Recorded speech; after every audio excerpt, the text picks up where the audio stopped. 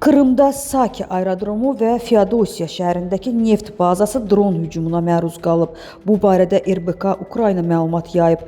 Məlumata görə Novofyodorovkada yerləşən Saki aerodromu ərazisində partlayış səsləri eşidilib. Ardınca bölgədə hava hücumundan müdafiə sistemlərinin işlədiyi bildirilib. Təxminən 1 saat sonra Feodosiyadakı neft bazası vurulub. Oktyabrın 6-sına keçən gecə Nijni Novgorod vilayətinin Dzержинsk şəhərində, eləcə də Nijni Novgorod şəhərinin özündə ondan çox partlayış baş verib. Məlumata görə Dzержинsk şəhərində Sverdlov adına zavoda 2 pilotsuz təyyarə zərbəsi endirilib.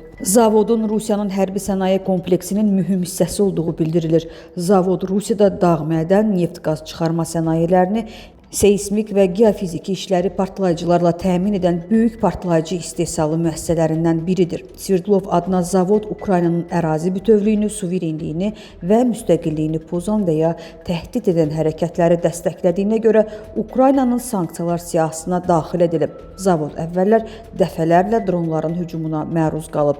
Belə hücumlardan biri bu ilin iyulunda baş verib. Ötən il oktyabrın 20-sində də pilotsuz təyyarələr zavoda hücum edib.